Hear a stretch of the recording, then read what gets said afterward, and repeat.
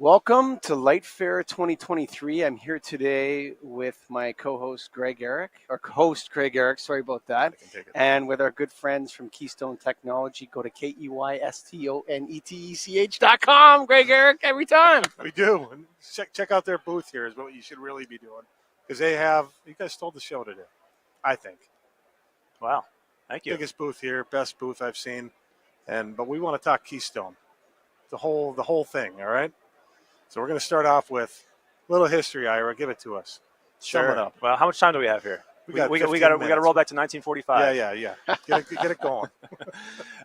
So 78 years ago, my grandfather and his brother-in-law Harold started the business manufacturing ballasts for the local fixture manufacturing trade in Philadelphia. Philadelphia used to be a hotspot for fluorescent fixture manufacturing when fluorescent lighting was coming of age. And they manufactured for a number of years in Philadelphia and then expanded out to manufacturing power supplies out in a suburb outside of Philadelphia called Pennsburg. And doing that for a number of years, my father and my cousin came into the business in the 70s. And they were continuing to sell the OEM fixture companies in the Philly area. They also expanded into selling power supplies to appliance manufacturers who used to put fluorescent backsplashes into their home appliances. Wow. And we were one of the biggest producers of power supplies for that industry. World changed quite a bit through the 80s. A lot of those customers ended up moving offshore down in Mexico. Some of our competition moved outside the country as well. And our business was trying to figure its way.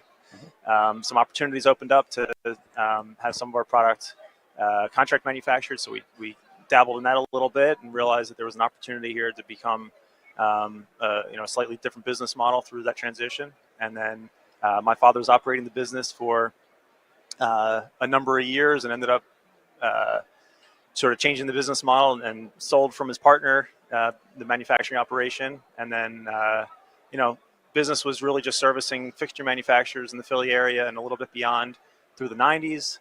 Then I came into the business in 2001, really not expecting to come into the business, but I did. A dot-com bubble had burst. Economy was sort of on teeters, and then September 11th happened, and I was out looking for a job, to be perfectly frank. And I asked my dad if I could work with him for a little while. That's actually quite a common story in the lighting industry. Yeah. Well, we're just sitting here with Corey Schneider, Scott and Corey, right? Sitting here and telling that story. I'm having the same story, and there's a lot of father and son or family businesses in lighting. I don't know if it's more common than other industries, but so you're talking almost 4 generations now.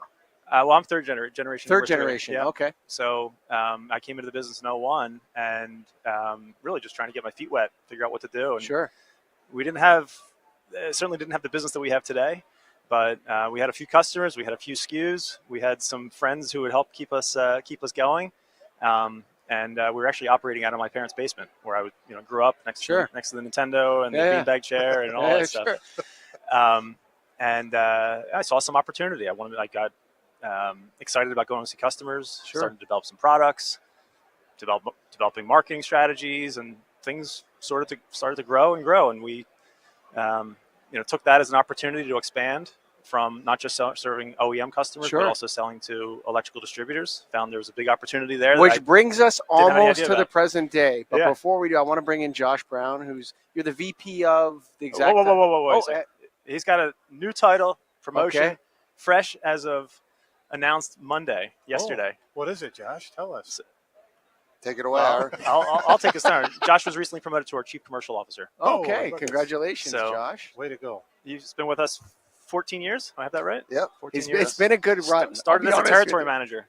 It's been a good run for Mr. Brown here. But let me just go. I want to stop around when we met. What would you say, 2014-ish? Something like that? Probably closer to 2011. 2012. 2012, right? So you're selling ballasts, no LEDs on the horizon, nothing like that. It's skids of ballasts. I happen to be running a program where I buy lots of ballasts, right? Absolutely. So I'm like, we need some competition in there. So we bring in, who would have thought in 2012 that Keystone would have the biggest booth at Lightfair? Like, that's literally unimaginable at that time when you think about it, how much you guys have grown. Josh, tell me a little bit of the story, what you guys did, and we'll bring it back to Ira to get to where you are today. It's a lot to recap in a short period of time, but honestly, this is not a plug for Nailed, Sure. but being a part of Nailed has been revolutionary for Keystone. Mm. Really building the bonds of business and friendship at the same time. But then there's no one that knows the market better than Nailed distributors. And so being able to partner with the organization and learn from it. I mean, one thing we ourselves on at Keystone is just continually evolving. Sure. What we have here today is never done. It's an ever-changing organism, and I think the Nailed organization was really critical in us continuing to develop new products and help get us to where we are today. And it's not rocket science. I mean, you listen to the market and you adapt. That's such a, people talk about research and development all the time, Greg. Right. And they think that it's like some guy sitting in his lab making. No, with Keystone, it's about listening to the problems that the people in the field are having and then making products to solve. That's the lab. It's asking. A lot of times you can listen, but you got to ask the right questions. And that's what you guys did and still do. Anytime you've got new product, you're reaching out to the industry and asking them what you need to do. And then you do it. I agree. That's the way to go, man. Yeah. So you guys end up in Nailed. You're listening to people and to getting customers and friendships, actually. I don't know if there's a difference between business and friendships, to be honest with you. I think a lot of it, the two kind of go together with me, especially at this level. But so when do you decide to make the move away from just KeystoneBallast.com into KeystoneTech.com? How does that start, Ira? Well, back in probably the mid 2000s, we started to dabble with LED. I recognized it was going to become a real important commercial technology. Given our background in power supplies in the fluorescent world, we felt like it was a pretty easy evolution to get into power supplies for the LED world, LED drivers. And that was really the beginning, right? We were able to take our know-how in power management and just convert it for an LED use. And we all know that an LED driver is really the core. It's the heartbeat of an LED product, fixture, lamp, what have you. Sure it is. And so that was really the impetus. We were fortunate to be in the right sort of technology at the right time. And we're able to parlay that into additional LED-oriented products, whether it's lamps, now fixtures, other sub-assemblies that have power supply or power management at the core of the product.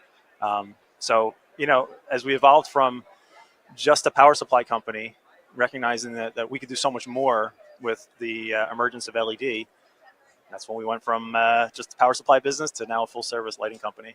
And Keystone Tech transformed ourselves. We changed to Keystone Tech along the way just to recognize the evolution of our business. Whose decision was it to make the strategic move to get involved in advertising on podcasts?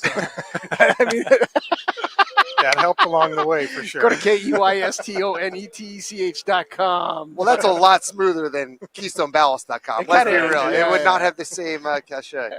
Now, let's talk the tagline, because I've always said for years that lighting is confusing. And it's purposefully so at times, right?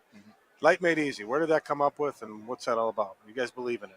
It's on everything you have. We wear it on our sleeve. That's right. Literally and metaphorically. Yes. You want to take that? No, go for it. So Light Made Easy came about, I think, in maybe 2010 or thereabouts. And we were looking for a way to really succinctly explain to the marketplace what we're all about and what our mission and purpose is. And we thought that three simple words, light, right? We're in the lighting industry. It's pretty easy to identify what light is. And then made is everything about making the product for the customer, and then easy, right? Easy is a word that is often thrown around, but sometimes misunderstood what easy really means. And so we just put these three words together, Light Made Easy. It had a nice cachet to it. I think it explains really quickly and easily what we're all about, and whether it's from designing a product that's easy for the end user to install because it's got all the features right there. It's everything's packaged in the box, or it's got a unique feature to make it very easy to work with, all the way to making it easy for our customers to engage with us, either digitally or electronically or in person. Whatever it is, we're always pushing ourselves to deliver a Light Made Easy experience to our customers, our sales reps, our vendors, our employees. It's really all encompassing. It's not just trying to make it easy to place a purchase order with us. It's everything however we interact, we're always trying to make it easy for people to work with us. Yeah. It's a great tagline, because you can almost get someone in trouble for not being easy. Like, that's not easy, buddy. Your way you're behaving today here at Keystone to work, that's not what we're about. We're about easy. And easy is such a nice word to say, actually. The Big Easy, KeystoneTech.com. Check them out. KeystoneTech.com, baby. For the Big Easy. I love the word easy. It sounds like what it is. The word, keeping it easy, doing things that are simple. I often talk about, Greg, these strategies of don't bring your money around here. A lot of companies have these strategies where it's like they make it difficult. Like I call it don't bring your money around here strategy. How dare you come around here with your money, to buy something from me? And so I think that's a great tagline. And to that point, the categories, it's like you guys started with, I don't know the exact order, but I know LED tubes is where I really started working with Keystone. But what you did is you did everything. Mm-hmm. And then you go to the next category and you're doing everything. Now you're exterior. I saw new bollards today. I didn't even know you had a bollard. You got a bollard. Mm-hmm. You have wall packs with these decorative shrouds that go around them. How do you figure this out? You just one category at a time and attack it? We talked about it earlier, right? Yeah. It's listening to the customers. It's asking the right questions. It's staying engaged. It's building those relationships, right? When we have the relationship, the customer's willing to share with us. And these ideas come out of all this kind of engagement we have with our customers, our sales reps. Even internally at Keystone, we do have our own labs and are sometimes cranking things out in the lab as well to figure out how to make things work. But yeah, it's being very active and aggressive and tenacious in the market to figure out what we need to do next. Let's just talk about the chief. What is your title again? Chief Commercial Officer. Chief Commercial Officer. So power selectability, color selectability, is that going to be everywhere and that's it? We're not going back to picking colors and wattages, or is it going to be a hybrid? It's not easy to do it that way. It's better to do it the easy way. That's what with color selectable, power selectable. That's easier. Yeah. So is that where you're going with this? That is definitely easier. However, there are always going to be situations where people want the dedicated. Sure. Certainly, some of the utility company rebates don't love power selectability, and they, it's not as advantageous for the end user to use that type of product. So, from an ease standpoint, we do not plan on discontinuing the dedicated anytime soon. Good. Rather, just providing everything and giving the customer the option to choose what they prefer, and really just trying to make that experience as easy as possible. Anything we should be looking out for in the future from Keystone that you can share or want to share now? We got a lot of good stuff at our booth here at Lightfair. So if you are in town, we definitely recommend you checking it out. We got a lot of stuff that we do not have on our website that we have not debuted anywhere else. So you have to come and see, right? This is the show me business. Let's love to walk you through and show you what's going on. So check them out. What booth number are you guys? Not that anyone needs to know that, because it's right over there. Look up. It's right over there. See it? Oh, man. Yeah, big sign hanging down. You can't miss us at the front door. That's right. So if you're in New York and there's a big party tonight, folks, and it's on Keystone's dime, where is it at? We're not telling you that, Michael. Secret party. Secret party. So, but I'll be there. And folks, you, the listeners out there, and Get a Grip on Lighting Land and Nailed Land that check us out on a regular basis. We love you, folks. And Greg, is there any final thoughts? You want to go to KeystoneTech.com real quick? KeystoneTech.com for the Big Easy. I do, and I could, or I'll just walk over to their booth and check it out. Walk over to the booth, and if you're in New York this week, come check us out. Thanks for listening. Bye for now.